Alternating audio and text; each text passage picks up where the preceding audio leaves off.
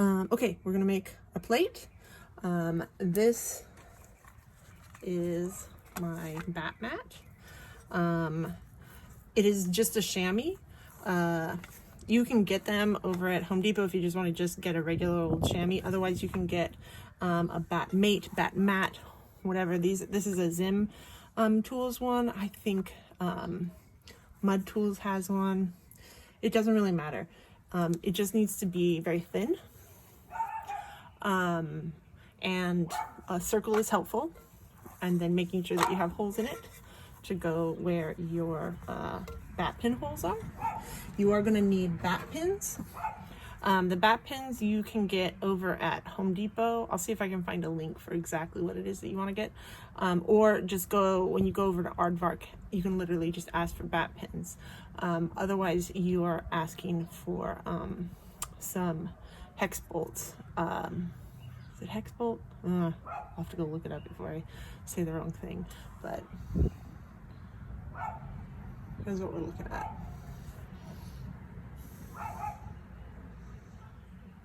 Okay, so there are little wing nuts that you can use. I generally don't use them unless I'm making something really big. This is typically fine. Then you are also going to need a bat. Okay, I have just the regular old like mason bats. You guys get to hear my neighbor's dogs. I think my new neighbors don't have any dogs. So this was a little bit wobbly, as you can see. So now I'm going to flip it over. I don't want it to be wobbly at all. Okay, make sure your pins are down. If you're having a problem where your pins are coming up, then screw them down. But otherwise, it should all be fine.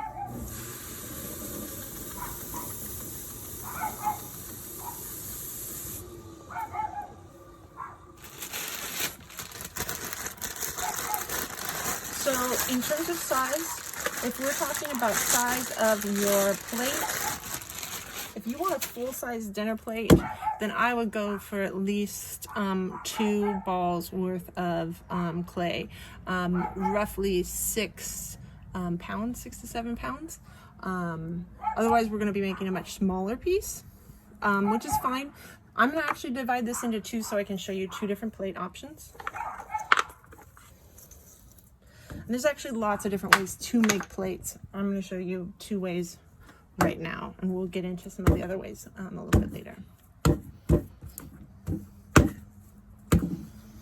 So the reason why I make this on a bat is because it's a lot harder to not warp your piece picking it up off of the wheel.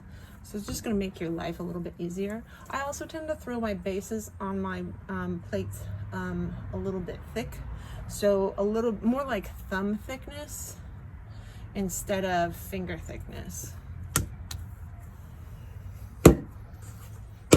Okay, throw it down with confidence. Let's put my chair in.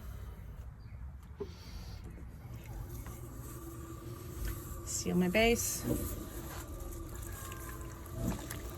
Wrists together.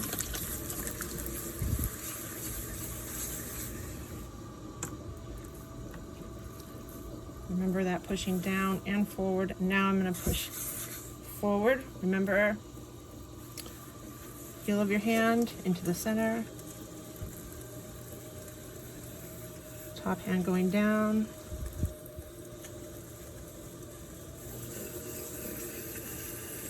I'm going to make this a little bit lower than usual.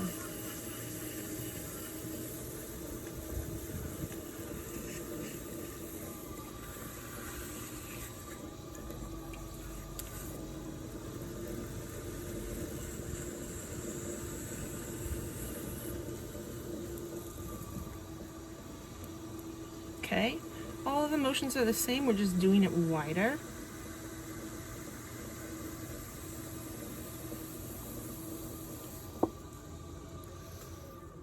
Let's find my needle tool again. Check my base. Okay, so that's looking pretty good.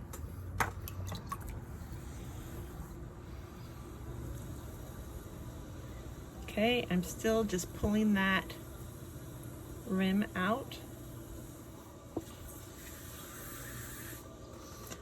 Now before I do anything, this is where it differs a little bit from our norm, in that now I'm going to take my rib, my wooden rib. I do want to take something as stiff as humanly possible, and push down really firmly. This is a pretty heavy angle, so I have it almost flat. I don't want to be taking up a lot of clay off of the wheel, off of the piece. My entire goal here is to press it down into the wheel head.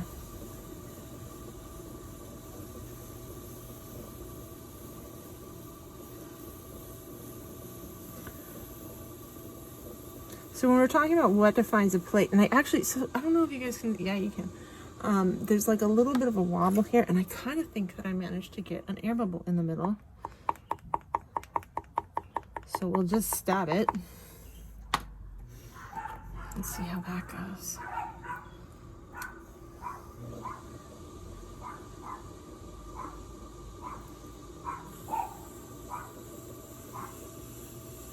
Now, if you do not compress your clay well, what's going to happen is you are going to end up with a little S crack right in the middle. It's a total bummer. Okay, and now I'm going to bring this back in with a little bit of a volcano action.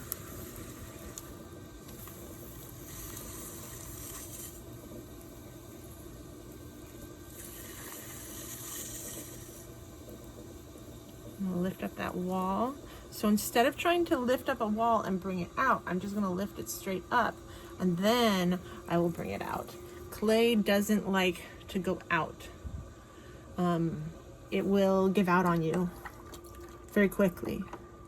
So we want to keep it in its cylinder form as much as possible. And this is where having multiple ribs can be really helpful in terms of picking that curve that I would like on the inside of this.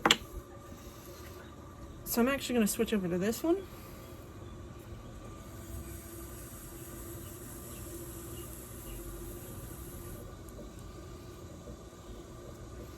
And make sure that I keep this all nice and flat and pretty.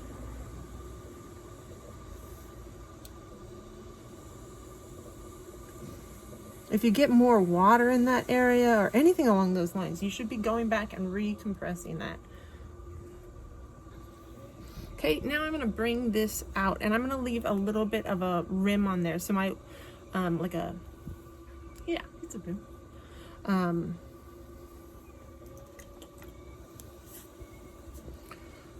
And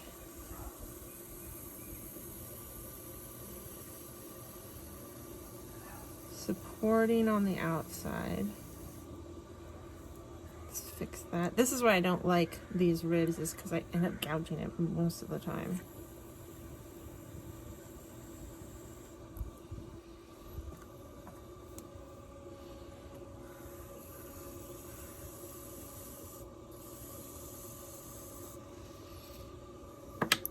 Okay, let's trim off this outside bit because it's not exactly super even. So if you're looking at this and you're like, oh yeah, that's like a nice size, like maybe a little salad plate or something like that. Oh my gosh, guys, this is like a dessert plate now. The shrinkage is fairly significant, I would say. In that if you are looking at it and it looks a little bit big, then it's the right size. If you're looking at it and it looks perfect, it's going to come out and you're going to be like, what is this? This is way too small. This is never anything that I wanted. Okay, and you don't want to take too long on making a plate. Once you've gone out like this, the clay really doesn't want to hang out like this anymore, especially not in a spinning motion. Okay, so once you get there, just leave it alone. When you undercut it, it's really important that you have a lot of pressure down and out, and that your hands are actually wide enough to fit over the whole thing.